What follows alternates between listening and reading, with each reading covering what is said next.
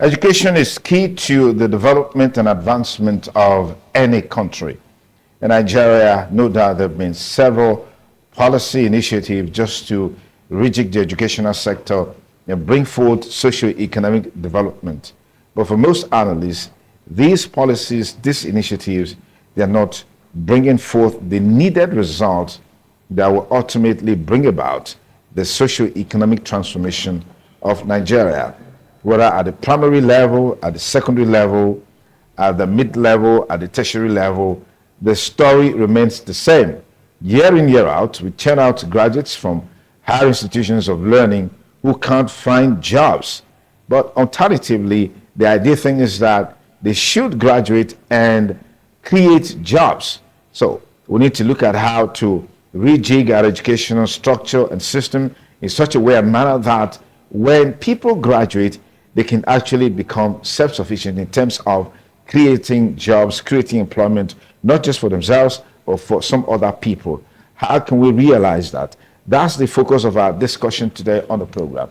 We have with us in the studio a vocational education consultant, a technical education consultant. I'd like to thank very especially Reverend Canon Timothy Godaro. Many thanks for joining us on the program. Thank you very much for inviting me. Thank you also, viewers at home. Okay, we've had this conversation on the number of occasions. I mean, it's an ongoing conversation, but it doesn't look like those in government are learning or understand what the issues are. People are quick to make reference to the developed countries in the world, the structure and system of education where people graduate, they can easily create jobs, they can create something for themselves and even help other people. But we're just comfortable with the fact that year in, year out, from the polytechnics, and the universities, we're turning graduates, either from the public school or from the private schools that have continued to be on the increase. What are your concerns about these developments? It is a kind of education that Nigeria inherited after the colonial rule.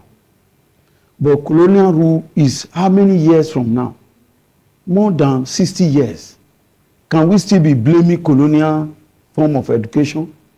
But there are people who are making policy for this country who benefited from colonial education, who benefited from recycled education, recycled qualification, and they are the one making policies.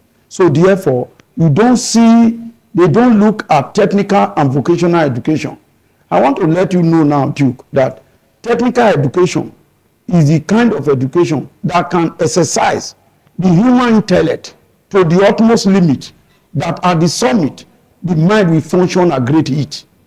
So with that kind of education being put in Nigeria here, being endorsed in Nigeria here, you will see things will no longer be the way they are. Now, you have just said, the polytechnic are turning out, they have their curriculum. The technical colleges are turning out, they have their syllabus.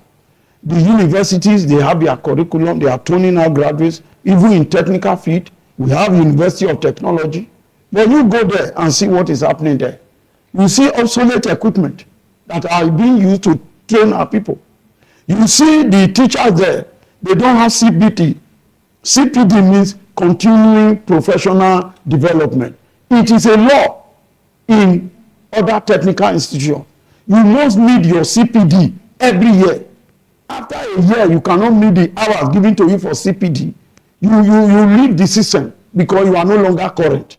So currency is also part of educational training. What you are teaching, are they current? Is it what we are learning now? Are there new trends? Are you following the new trends? Or you are putting down the curriculum that have been developed over 20 years ago? Is that what you are still using? So you begin to see that in the year 2012, with the National Board for Technical Education, federal government took a decision to send 7 people abroad to be trained as vocational assessor, internal quality assurance manager, and external quality assurance manager. What were they trying to do? To institute competency qualification in Nigeria. So when we talk of competency qualification, it's quite different from academic qualification. Academic assessment, apprenticeship assessment, and competency assessment, they are different. So in Nigeria, what we are doing is to follow academic assessment. As we follow academic assessment, we discover that in academic assessment, if you have 80% over 100, you have distinction. But in competency qualification, if you have 99 over 100, you are not yet competent. In academic assessment, you see that the method they use to conduct assessment is only question and answer, which is very effective in the assessment of knowledge and understanding. Question and answer cannot assess skill. You can't tell somebody to describe skill for you. When he writes it, then you mark. You say he has got it. The involvement, the interaction that is involved in practical activity is not there. So you begin to see that even from theory of education, you begin to see that there must be a psychological involvement, personal involvement, when these are the attributes that make learning meaningful, most rewarding, and most enduring. These are the attributes that, but they are absent now. What do? You train students, you admit them, you train them yourself, you graduate them, you send them for youth service. Then you should employ them. So quality assurance is not there because it is a one-sided affair. But in that 2012, when they returned from abroad, they started developing what we call national occupation standard. We are no longer using curriculum, we are no longer using syllabus, we are using national occupation standard. That national occupation standard was developed since 2013. And we don't expect it to be static. It's not a monument. It is transitory. New things are being added. Some things are being deleted that are not current. So you begin to see that. When we started, it was a 9-level, what we call national skill qualification. If Nigeria had adopted that, you will not see graduates that are not employed. I'll give you an example. Look at when a graduate leaves the University of Polytechnic in electrical engineering, for instance. He goes to the National Power Training Institute of Nigeria, where he's going to spend 1 year more. 1 month in the classroom, 3 months for the distribution area. He comes back to class again, 1 month in the class, he goes for transmission. He comes back again 1 month in class, in 3 months, he goes again for distribution. So generation, transmission, distribution. That's what they are doing. So 1 month in class for teaching and learning, then 3 months in the industry for practical. How would that learner look like? The people that will employ them are part of the assessment team. The people that is teaching them in the class, they are part of the assessment team. So assessment comes from the industry, assessment comes from the classroom. When you mix the two together, you are quality assuring the competency of that learner. Okay. Now, Reverend, talk to us about the challenge of funding in this conversation, particularly as it relates to the fact that funding is a major challenge when it comes to the issue of education. And then where does industrial training for students come into this conversation? Because we see that for most organizations, students are being sent out to industrial training, industrial attachment, and all of that. Yeah, there's a difference. As you have said, funding. Let's deal with funding first. Funding is a fundamental issue. In all the countries where we have visited awarding organization, the regulatory requirement, you see that most of the things that they are doing, 70% is funded by government. Do you know that the regulator of the qualification credit framework in Britain, that's what they call their own qualification credit framework. In Nigeria, we call our own national skill qualification. They are not responsible to the executive. They are responsible to the legislator. So because of that, politics does not come in the legislature. So which means they get direct funding? From the legislator. Okay. Not from the executive. They are not attached to federal, for instance, Federal Ministry of Education. They are answerable to the legislature. So therefore, they are free to do their work perfectly without political interference. But in Nigeria, it is not so. We are under the Federal Ministry of Education. You will discover that during the Buhari administration, in 2018, this national skill qualification was flagged up at the National University Commission, February 2018. Up till now, the House of Representatives committee chairman on education was there. The Senate chairman on education was there. Up till now, there is no legislation that is establishing the national skill qualification framework in Nigeria. But the National Board for Technical Education is dogged.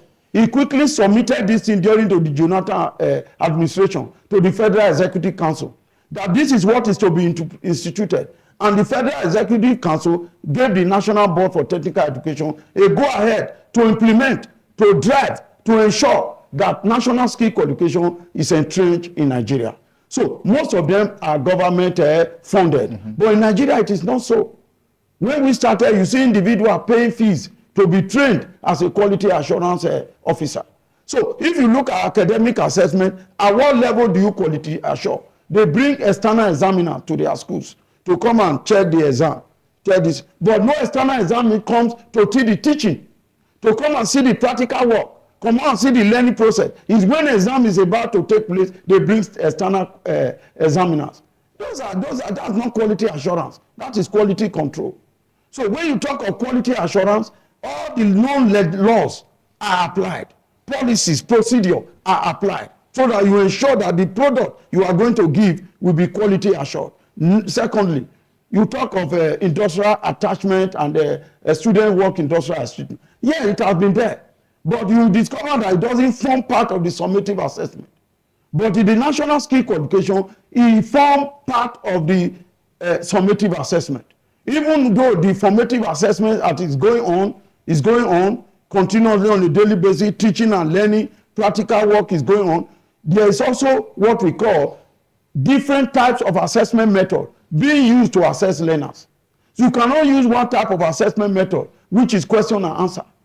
This question answer. But in the national skill qualification, we have over 8 types of different assessment methods.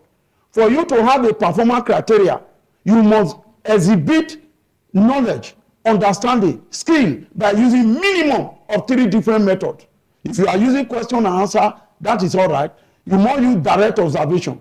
Direct observation is compulsory, which is absent. For instance, if you have in a technical college, students are undergoing practical. You send a practical examiner, isn't it? Let's say 20 students. At the same time, 3 hours. Is moving from one student to the other to see what they are doing. Both product and process is to be assessed. When he leaves a student and goes to another location, to another workstation, how will he be able to record the other learners what they are doing? Can he do that? He cannot. So that you see his assessment is not quality assured. Because moving from one learner to the other, by the time he goes round, by the time he returns to the 20th learner again, 1 hour has passed, and that one is working, it's not waiting for him. How does he know the process? Were there parts of those production being smuggled in to give to the student? He doesn't know because he's focusing somewhere. Yeah. But in the national skill qualification, you assess one learner at a time. If it's 2 hours assessment, what we call direct observation assessment, you are going to write what the learner is doing. From beginning, how he handles his tool, environmental management, health and safety, teamwork, communication, you assess all. And at the end, you write what we call observation assessment report, which is a record of assessment proceeding. You put it there, and what did you do? You analyze it. You subject it to the rules of evidence. What are the rules of evidence? This evidence generated by this learner, are they authentic? Are they valid? Are they reliable? Are they current? Are they sufficient? Are they fair? These are the rules of evidence. When you miss all of them before you say, yes, this learner have demonstrated skill in a particular PC. Out of these 6 assessment requirements, if any of this evidence goes down, the remaining 5 goes down. Supposing the evidence submitted is not authentic, it means or is valid, is reliable, all of them will go down. So this system is properly thought through that will transform the economy of Nigeria into an economy that is strong, that is reliable, that is competitive, that is diversified, that is technologically enabled. So how are states buying into this? For example, Edo State. Yes. Edo State has not actually bought into it. What we have done is that we have conducted assessment in Edo State many times. Not directly for Edo State indigenes, but for the South-South zone. So the time came, sponsored by National Board for Technical Education through the World Bank. Polytechnic lecturers selected Polytechnic from the South-South converged in Benin, where they were taught to conduct assessment. They were being taught in a qualification which we call QAA, Quality Assurance Assessor, at their level. So that when they go back to their school, they will have to set up what we call skill assessment centers. They have to set up what we call production center. People will be bringing in jobs to be done in the school. Then students will be coming in, not through JAMB anymore, through direct admission. A bricklayer can come in and say, I want QAA on level 1. I mean level 1. Okay. Level 1, level 2, the national skill qualification is made up of 9 levels. And they are already in the scheme of service at the federal level. So if I go to the federal ministry today and say I have a national skill qualification level 1, there's a salary grade level for me. So all those ones have been taken care of. What remains now is the legislation. So from the question you have asked, let me answer that. So you discover that this poly we are taught. Then the next one we did again is the World Bank also assisted. Different from the poly. These were just poly, but this one were made up of technical colleges. Okay. Their teachers were also taught in Edo State here, in Benin City in particular. I led that training for all of them in the whole of South-South. They took two maybe from all the technical colleges. Benin Technical College, Federal Science and Technical College in Uromi. Then you also have Afuze Technical College. We have teachers from there. We call them learners. They were all taught. Some of them are now quality assurance assessors. But for them to form what we call a training center in their school, they need funding. The machines and the tools must be current. You can't be using ancient tools. That's why you see part of it, what the learner have taught them, is it current? Is it in agreement with the awarding organization calling policy? Okay. It must be. If not, it's not useful. You cannot be doing old things. It's just like in automobile. Somebody is still studying carburation. What are you doing when we now have injector system? Those are what you should be talking about now. Whether petrol engine, whether diesel engine, it is either even spark ignition engine or compression ignition engine. It is all injector now. So you begin to study that. Where will you see carburetor? It's just like somebody in carpentry and joinery. You want to make a door garage. You are using wood. We don't use wood anymore. We are now using steel to make garages. So therefore, that area in teaching and learning should be deleted because the economy is moving forward. We cannot be drawing them back. Then two, we are also talking that many scientific theories we have learned are not being converted into skill that will generate, that will stimulate the economy. So a student graduates from the university, no job. Why is it that he has no job? Because he doesn't have skill. Even the teachers there, they need to be trained again. Because things are coming up on a daily basis. Yeah. In the National Skill Qualification Framework, every facilitator, every learner has a CPD. It is compulsory. If you don't meet it, you are out of the system because you are already obsolete. But if you are able to meet it, how do you meet your CPD? You go to workshop, you go to seminars, you go to school, you read modern books that have been written on the subject. And we assess all this training you are undergoing. If you meet the hour, we issue you a certificate of competency for that 1 year. It will expire by next year. You have to continue. So there is what we call continuous learning as a result of continuous change in that system. So if Edo State government have not actually imbibed this training, if not, all teachers in secondary school need to be occupationally competent. The mere fact you have a degree in education is not enough for you to say, I'm occupationally competent. No matter the level of degree you have, even if you have PhD, it's an academic assessment. Because if you go to the curriculum in the training, they didn't cover all. Because you have 80/100 and you say distinction. But the national skill is not possible. Those areas that constitute that 20% must be achieved by question and answer, by direct observation, professional discussion, case study, project, learner personal statement, learning journal. These are very many methods by which we prove that this you have occupied that area completely, and it must be 100 over 100. We call it sufficiency. Because every performance criteria, you must generate 3 different types of assessment, of evidence to cover it. If you have 2 in only one performance criteria, out of the entire qualification, you remain behind. You are not yet competent until you do it. What's the level of buy-ins from people who are maybe artisans and stuff like that? Oh, yes. Yes, what's the level of buy-in? Yes, the level of buying that we discovered, all these artisans, they can start from level 1. There's what we call ROPL, recognition of prior learning. There's also what we call appraiser of prior learning.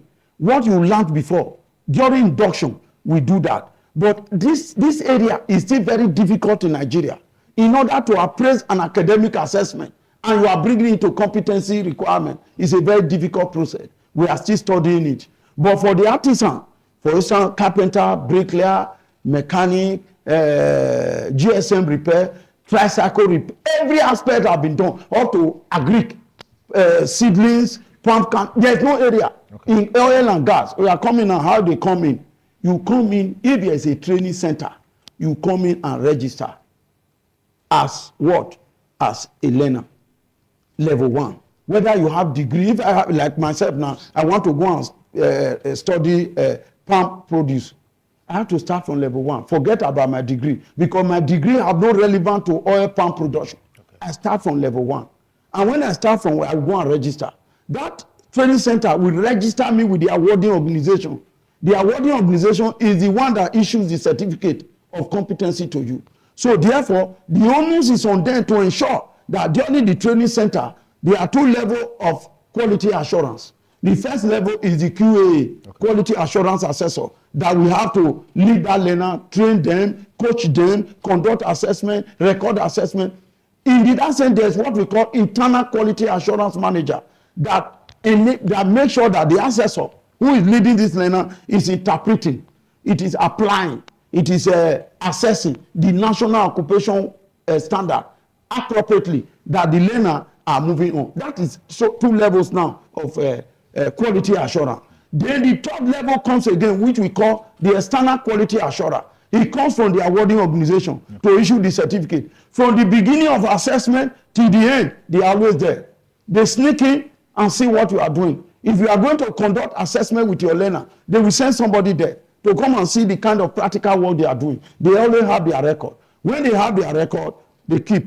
When you finish, you send them your own record. They compare with their own. So they give you feedback. If you are doing well, they tell you, yes, it's good, well. If you are not doing well, they give you area of improvement. So that to ensure that the learner that gets their certificate is occupationally competent. So that is what they do. All right, let's quickly look at a trend in our society today. In the days of yore, you have the big man mechanic, so to speak. I mean, the owner of a shop. Then you have young guys who come to learn and all that. We don't see that these days. I mean, many people who own workshop, they are complaining that the young guys don't come for these learning and stuff like that. The few ones that will come, maybe after a few weeks, they just disappear. They do all kinds of stuff. Is this of concern to you? Oh, yes. And we are taking care of that. What happened that the National Board for Technical Education came to Edo State. I was the team leader, who went for assessment from the 3 senatorial districts to locate these people you are talking of. We call them master craftsmen. So we divided them into 3 sessions. The master craftsman, then the skilled man, and then the apprentice. What do we mean by master? The owner of the workshop, who have learned all these skills over the years. Then there's what we call the skill man. What is the skill man? Somebody who have graduated from the master, but he has not been able to open his own workshop. Therefore, he's still working with the master, but he's being given stipend at the end of the month because he's no longer an apprentice. He has already acquired the skill. Then the 3rd level are the people who are just coming into the workshop to sign for one trade or the other. So we classify them. What did the MBT do? After this guy, we submitted them to them in Kaduna. They did the analysis and came back to us and said they will take furniture, because furniture is dominant in Benin, in Edo State. They will take welding and fabrication, and then they took one again, which is a block laying and concreting. So they did that and brought all these master craftsmen to Benin Technical College and taught them how to use computer, literacy, financial literacy, numeracy. They were all taught how to conduct assessment for their trainee, to know that this learner is learning. Okay. Using the apprenticeship scheme, they were all taught. Thereafter, they discharged them with their overall, everything they were giving, properly kitted for their job. Then the next level they came, they brought in their apprentice. Those just coming in, because the skilled man and the master craftsman were grouped together. Okay. The next people are those people who are just coming. They were also taught for 2 weeks.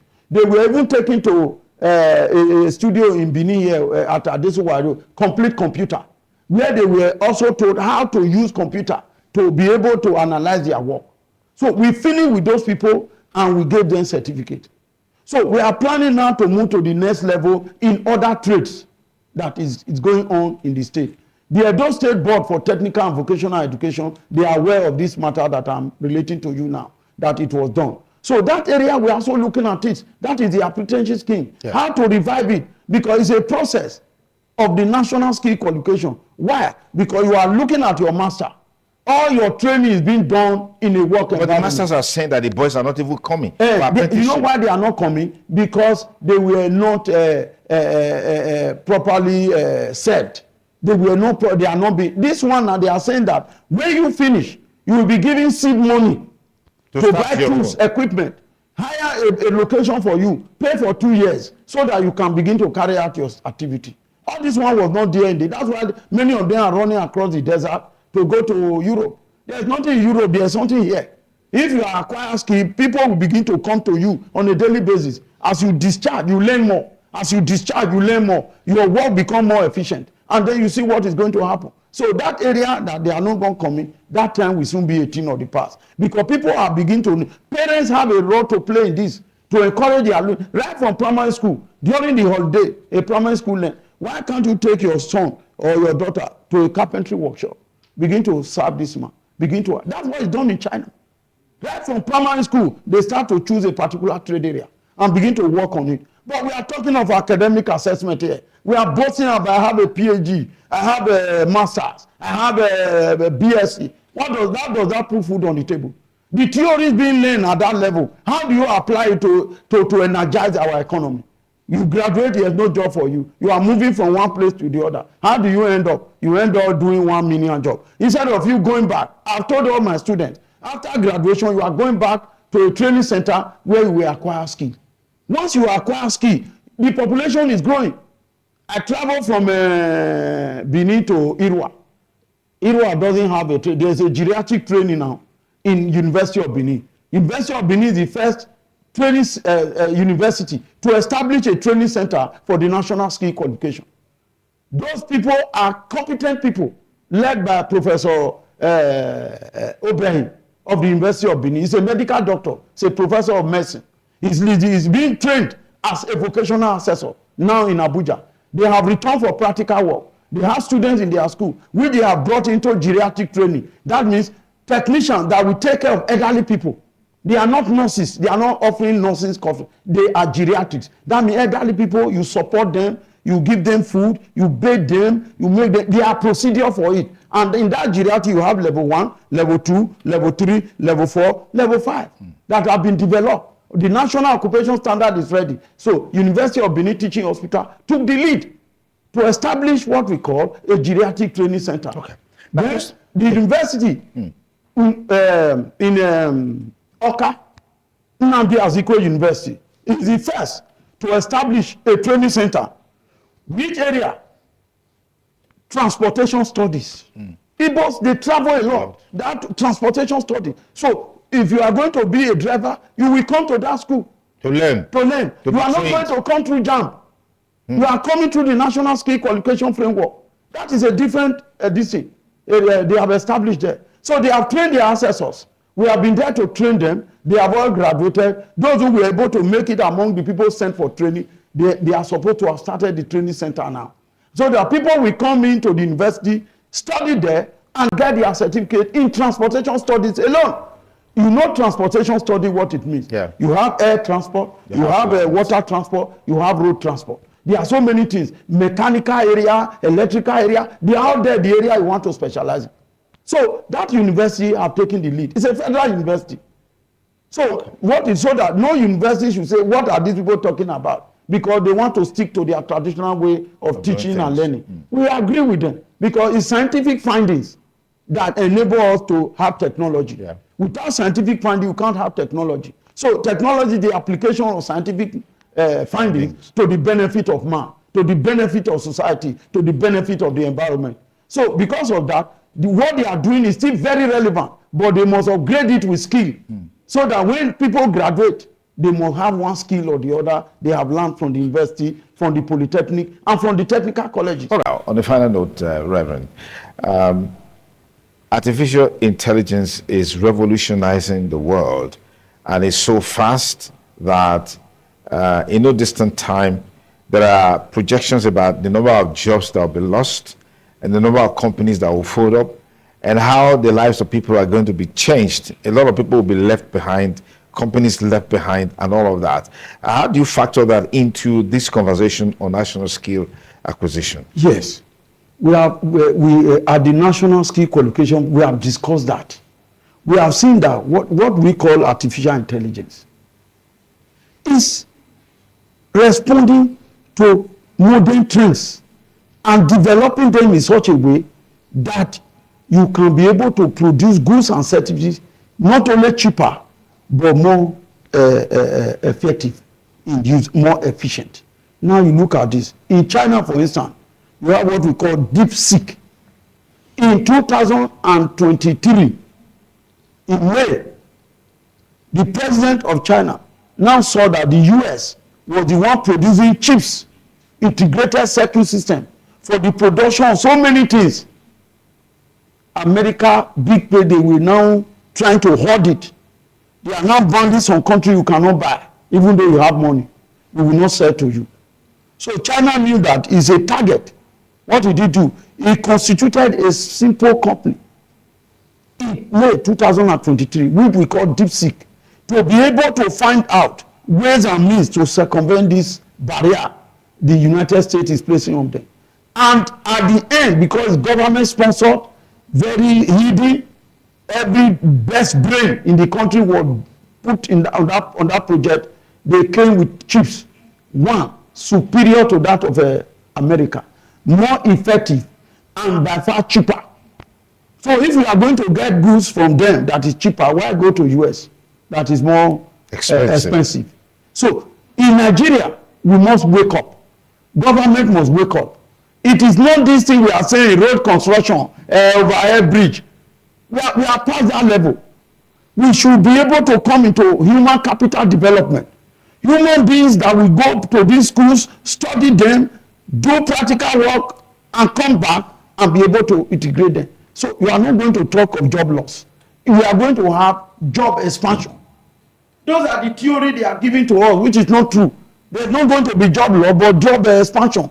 Our economy will now become strong, competitive. There's competition, diversify. So many models are there. How do you come up with this philosophy that there won't be job loss when we are talking about robots taking over people's job and stuff like that? That robots need to be installed.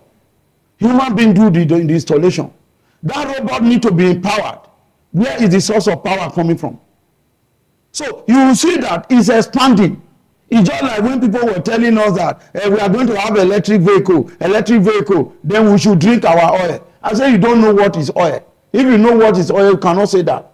If you have electric vehicle, isn't only petrol be taken away? The plastic, the chairs, the opposite, the dashboard, they are from petroleum product. The tires, the carbon black, they are from petroleum product. So many things that the cable, the covering of the cable, the insulation is coming from a petroleum product. So is it because petrol say we should drink our oil? That is not true. So coming with the AI is going to expand the economy to an area that you don't even think about before. For instance, you are coming now, we want to plant seedlings. Now this seedling will have to be put into nursery. From the nursery, the robot take over from there and begin to plant them, begin to plant using machines. What is the work of the to ensure they are aligned, to ensure that the minerals are around, to ensure that the fertilizer are there, to ensure that animals that do eat young seedlings they are absent. They need to be protected during sunshine, during overrain. They need to be so that they can develop. So AI is coming. We welcome it because it has been predicted in the future that there will be an expansion in knowledge. Instead, if we move out to a new area of doing things, I want to tell you now, Duke, do you eat amala? Yes, I do. You do eat amala. Now, the product for making amala, how do you do it? Plantain. You have to take plantain. In those days, they slice it, put it on the sun to dry, take it to machine, go and grind it, bring it back. Who does that now? Things are changing. When you have your fresh plantain coming from the market, from the farm, just cut the attachment to the parent body and the base with the green cover. Cut them into slices, small slices. Put them in your grinder. Then put water into it and blend. When you finish blending, take it to the water pot that is already on fire, already boiling. Put it into it and begin to stir it. Your amala is ready. If you look at the color of that amala, it's superior to the one we used to do before. Is that not so? Yes. Has human effort been removed? No. Things are coming in. Those areas you need to blend, AI will take care of those ones. But the product from the farm, human beings are still needed to do this work. So AI will not just take over our job like that, say there's job loss. In fact, there will be job expansion. Okay. If we actually apply it the way it's supposed to be done. Okay. For instance, finally, those students from the university, polytechnic, technical colleges are being assessed in a vocational environment. Those vocational environment is what we call a controlled environment. They won't acquire skill until they are assessed in an uncontrolled environment. That is in a work environment. Look at the cameras you are using here. These are modern cameras. In the university or in the poly, you can't find this type of camera.